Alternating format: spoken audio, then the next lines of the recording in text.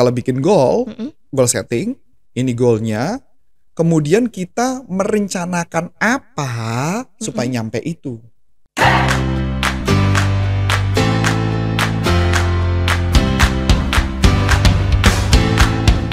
Halo teman-teman, kembali lagi dengan saya Aisyah di YouTube channel Panduan Bisnis dengan NLP. Oke teman-teman, pada sesi kali ini kita mau bahas nih mengenai WFO. Apa itu ya WFO? Well Formed Outcome. Gimana sih sebuah perusahaan bisa menerapkan ini? Sebelum kita bahas lebih detail, kita simak yang berikut ini dulu ya. Sebelum Anda lanjut nonton video ini, silakan Anda subscribe, like, dan share kepada teman-teman Anda sehingga channel ini bisa bertumbuh. Oke teman-teman, kita sekarang sudah kembali lagi nih. Sekarang kita sudah bersama Coach Antonius Arif. Kita sapa dulu yuk coachnya. Halo Coach Arif. Halo. Gimana Coach, sehat kabarnya? Kalau nggak sehat nggak mungkin rekaman kan? Iya, betul. Ya, itu pertanyaan yang nggak bisa ditanyakan ya. Ya, kalau ditanya, apakah hari ini Coach Arif diberkati? Boleh. Gitu. Oke. Kalau di musik kan, apakah hari ini kamu diberkahi? Ya, Iya. dipenuhi berkah? Oke. Amin dong. Amin ya Amin. Allah. Semoga emang penuh berkah Iya, ya selalu. Coach ya. Apapun kita harus punya pemikiran positif bahwa Tuhan selalu memberkahi atau memberkati kita. Setuju Iya, nggak? setuju Asik. banget. Ya gimana? Oke Coach, hari ini mau bahas nih Coach mengenai WFO. Well formed outcome. Iya, gimana sih Coach sebuah perusahaan itu bisa menerapkan ini nih supaya impian atau tujuan dari perusahaan itu bisa tercapai gitu ya Coach ya. Oke. So, sebelumnya saya mau jelaskan dulu beberapa hal sebelum kita masuk ke materi yang lebih dalam. Apa itu well formed outcome? Iya, betul. Well formed outcome itu adalah bentuk lain dari konsep yang istilahnya mungkin kayak goal setting. Oh. Gitu, kalau ada orang yang pakai namanya goal setting, berarti dia bikin goal. Kalau well formed outcome itu mirip kayak goal setting tapi pakai sudut pandang yang berbeda. Berbedanya di mana? Nah, tuh, ini Coach? menarik. Sebelum kita masuk lebih dalam, saya kasih gambaran dulu. Kita coba bedakan antara dua hal ya. Jadi nanti kamu akan bisa ngerasain. Ada yang namanya to-do list. Oke. Ada yang namanya well formed list. Oke. Atau outcome list, sorry. Bukan well formed. Jadi outcome list. Saya ulangi lagi ya. To-do To-do list, outcome list. Oke ya. Kalau to-do list biasanya kamu tulisnya apa? Apa yang ingin dikerjakan pada Contoh, hari ini? contoh. Hari ini menyebar artikel, hari ini. Oke, nyebar artikel ya. Oke. Oke. Nah, kalau di outcome list adalah kamu melihat, jadi kalimatnya adalah sudah menyebar artikel. Oh. Mungkin belum bisa bedain nih. Kita masuk lagi ya. Contoh. Punya motor kan? Punya? Kalau kamu tulis, coba tulis ya di to-do list hari ini. Oke. Mencuci motor. Di to-do list. To-do list. Oke. Sama di outcome list. Sudah. Motor sudah bersih.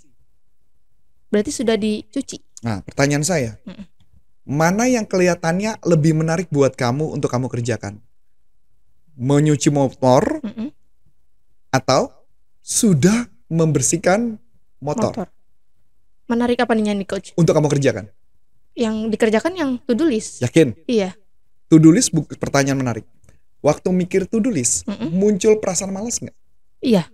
Malas kan? Males. Kalau sudah membersihkan motor, Udah selesai kerjaannya. itu maksudnya. Oh. Yang jadi problem manusia ketika dibuat to-do list tuh kayak beban. Iya. Betul nggak? Betul. Jujur? Iya. Kalau bikin outcome list itu seakan-akan sudah selesai. Iya. Nah, itu namanya outcome list. Oh, berarti ya perbedaannya kalau outcome itu membuat perasaan happy karena sudah Happy, menyelesaikannya. sudah menyelesaikan, sudah mengerjakan. Oke? Berarti balik lagi nih. Well formed outcome. Berarti kalau goal setting kemungkinan besar mirip kayak to-do list. Oke, kalau goal setting ya Coach ya. Mungkin pakai konsep namanya SMART gitu ya. Specific, measurable, achievable, reasonable, time gitu ya. Kalau well formed outcome itu beda. Berarti dia sudah menyelesaikannya. Exactly. Oh. Menarik ya. Iya. Berarti dia membuatnya adalah seakan-akan sudah selesai. Maksudnya di sini sudah selesai, memang sudah beneran dilaksanakan atau memang belum sih Coach? Masih planning. Masih planning tapi Tapi kita tahu kelemahan otak adalah ketika membuat model to-do list, kita cenderung males. Iya, merasa terbebani. Yang tadi. Kalau outcome list cenderung udah beres. Oh, ini mempengaruhi daya pikir kita dan semangat kita juga nggak sih, Coach? Contoh, telepon 10 customer per hari, beban dong. Iya. Iya dong. Tulisannya berikutnya adalah 10 customer, telah menyelesaikan telepon 10 customer dan mereka begitu excited. Beda nggak? Beda ya? Iya. Mana yang kamu mau kerjain? Yang itu sih, Coach, yang excited. Padahal gue bohongin kan? Iya. Itulah cara kerja otak. Oh. Kalau kita berbicara, ini saya mau coba tekankan dari kondisi yang berbeda. Di dalam gambaran ini, ini menunjukkan bahwa seakan-akan sudah terjadi. Kalau ini belum. Kalau belum tuh ada bakal mental block, bakal gagal, kalau ini enggak udah selesai. Ya enggak? Atau outcome list, lega telah menelpon 10 customer per hari. Beda nggak rasanya? Beda. Kan? Iya. Nah, itu yang disebutnya itu. Begitu juga dengan well-formed outcome. Jadi membuat goalnya artinya membayangkan sudah tercapai. Oh, berarti ya sebuah kalimat itu bisa mempengaruhi kita juga ya, Coach ya? Kalau goal setting dia bilang gini, saya membeli mobil tahun bla bla bla bla. Kalau ini kan enggak. Kami mendapat penghargaan dari kayak gitu kan. Bos saya mengatakan good job, kerjaan udah beres, udah achieve target. Beda nggak? Beda. Rasanya beda ya? Iya. Ini beban, ini kayak udah nyampe. Iya. Padahal belum. Itu konsep yang namanya well-formed outcome. Terus gimana, Coach? Kalau untuk diterapkan sebuah perusahaan, corporate gitu. Corporate itu ketika well-formed outcome, dia harus membayangkan segala sesuatu yang sudah jadi. Sudah jadi. Apa punya planningnya apa? Rencananya apa? Dibuat yang sudah jadi. Sama seperti kayak tadi juga ya? Sama persis. Hanya yang membedakan ketika sudah jadi dan harus mengandung 3 NLP, visual, auditory, kinestetik. Oh, ketiga ini perasaan. Harus. Oke, contoh. Saya melihat seluruh karyawan begitu happy, ya, karena kita makan barbecue, karena pencapaian target kita tahun 2023. Berarti itu termasuk ke dalam visual karena ada gambaran. Visualnya ya. Iya. Dan ya, kita sebutlah misalkan salah satu karyawan Gibran, Gibran mengatakan, untung kita berhasil ya. Atau kita mendengarkan suara teman-teman yang lagi ketawa-tawa, happy banget karena bisa melewati dengan baik. Auditori dong. Iya, betul. Kinestetik berarti perasaan. Iya. Dan kita merasakan perasaan yang begitu happy banget. Sampai loncat-loncat. Sampai loncat-loncat sebagainya. Itu yang disebut namanya VAK. Oh, berarti hal kayak gini memang di dalam NLP ya, Coach ya? Harus ada gitu, Coach. Nah, setelah sudah buat itu, tugas kita berikutnya adalah bagaimana cara nyampe dong. Ya betul dong. Benar. Kalau bikin goal setting, ini goalnya. Kemudian kita merencanakan apa supaya nyampe itu. Iya, kalau goal setting, betul. Kalau di well-formed outcome tidak. Gimana emang, Coach? Ngelihatnya dari masa depan, udah terjadi, kita mundur 1 langkah, kan 2023 dong. Iya. Berarti kita mundur di November. Oke. 2023. Udah tercapai belum? Belum. Mungkin sudah target lagi. Ya enggak? Nah, di November 2023 kira-kira apa yang lagi kita kerjakan? Oh, berarti kita kayak membayangkan juga gitu. Yes.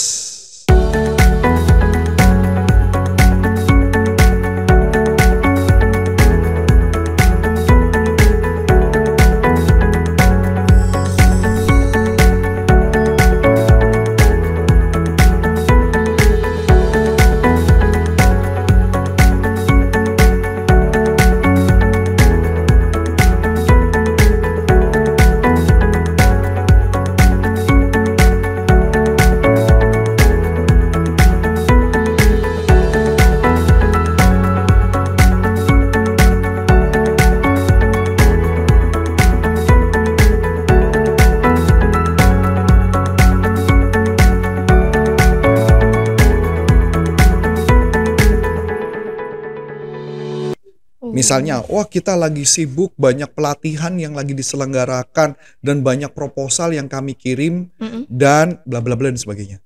Terus kemudian kita mundur lagi, bulan Oktober. Apa yang terjadi? Satu step berikut sebelumnya lagi gitu ya Coach? Bulan Juni apa yang dilakukan? Oh. Bulan Mei apa yang dilakukan? Bulan Februari apa yang dilakukan? Bulan Januari apa yang dilakukan? Itulah jadi rencana. Step-stepnya. Udah? Oke. Sampai sini oke? Iya. Menarik? Menarik. Bedanya apa? Kalau yang ini ngeliatnya ke depan, Iya. belum tentu tercapai. Ini sudah tercapai, kita tinggal mundur ke belakang. Iya. Ngapain aja sebelum-sebelumnya. Betul. Kan udah tercapai. Iya. Ya enggak? Berikutnya yang dilakukan adalah melihat kondisi present. Kondisi sekarang.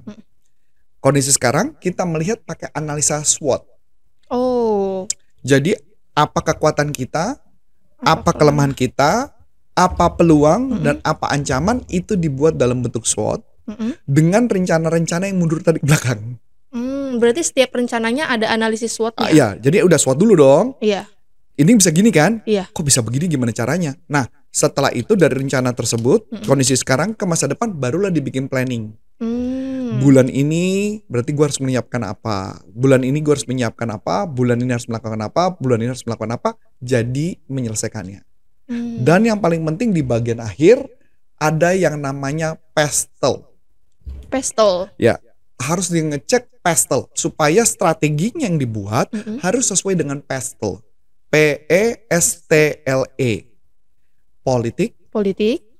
Politik tahun depan apa? Kampanye ya kalau nggak salah. Nah, 2024 ya Coach? Iya betul. Kampanye dong. Pasti ada kampanye dong. Iya betul. Ada pemilihan dong. Iya. Kira-kira bakal apa yang terjadi? Ya, ramai, Ribut-ribut lagi kan? Iya, tim sukses di mana-mana. Iya. Dan kemungkinan ada gosok-gosokan agama ada ya? Iya ada. Ya karena udah kebiasaan ya belakangan ini kan udah gitu ya. Berarti udah dibuat tuh planningnya. Bakal terjadi gini. Berarti kita udah siapin. Solusinya juga ya Coach? Iya dong. Makanya itu jadi strategi. Macet nggak jalanan? Tentu. Pasti. Iya. Betul dong. Itu mesti diperkirakan. Betul dong. Faktor ekonomi. Ekonomi tahun depan juga ya Coach? Ekonomi Indonesia tahun 2022 itu 5% pertumbuhan. Dunia ada yang minus. Inflasi atau nggak bagus dianggap kalau 0, sekian atau 0,8 atau berapa gitu itu menurut riset. Di tahun 2022 ada 88 perusahaan lagi ngantri untuk minta support dana dari IMF. Oh. 88 negara. Ingat loh, ini bukan sembako loh. Kalau sembako dikasih beras. Ini kagak loh. Berarti duitnya banyak banget. Iya. 88 negara. Berarti duitnya dari mana? Itu harus kita harus perkirakan dong. Iya. Berarti artinya kalau 88 negara lagi butuh uang, berarti ada negara yang tidak bakal belanja. Iya, kemungkinan. Dan kita harus mengecek ada negara apa saja di tahun 2022 yang sudah kena imbas inflasi. Amerika sudah kena, Cina sudah. Nah kayak gitu, diceklah E-nya. Ekonominya itu ya Coach ya? Bakal berdampak nggak di Indonesia? Oh. Ekonominya itu kan juga pengaruh karena perang Rusia dengan Ukraina. Iya. Itu kan berdampak. Makanya bensin harganya naik. Iya nggak? Iya Coach. Oke, ekonomi udah ya? Oke. S, sosiologi. Hubungan antar manusianya Coach? Hubungan antar manusianya, apa yang bakal terjadi. Kita kan gampang banget gesekan yang berkaitan dengan kayak agama gitu ya. Yang sekarang lagi rame lagi yang bencana di salah satu kota gitu ya. Itu kan juga lucu ya, masalah gitu aja bisa sampai gesekan. Terus kemudian ada orang yang mau nyumbang, mobilnya ditahan gak boleh masuk ke sana. Dan akhirnya ada gosip-gosip yang gak enak dan sebagainya. Itu kita gak bahas. Tapi itu kenyataan di bisnis ini gitu loh. Jadi kalau start bisnis harus lihat ada hubungannya gak sama kita? Ada.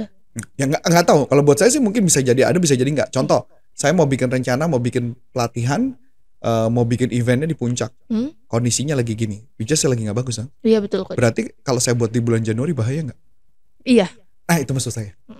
Paham ya? Clear ya? Jadi udah dapat ya sosiologinya. Jadi oh ini kena, oh ya ini berarti kayak gitu. Iya oke. Dapat ya? Logiknya keren ya? Iya. T berarti teknologi. Oh teknologi. Teknologi sekarang apa? Ya dunia digital semakin berkembang. Cepat, semakin berkembang. Artificial intelligence. Iya. Bahkan Berarti sampai robot-robot sekarang ya Coach sekarang ya? robot-robot berarti sales kemungkinan hampir gak dibutuhkan bisa jadi. Mm-mm. Karena sales nanti ada robot yang ngomong. Iya. Bisa jadi kan? Apalagi yang bakal kena. Nah, itu yang kita harus perkirakan. Dapat ya?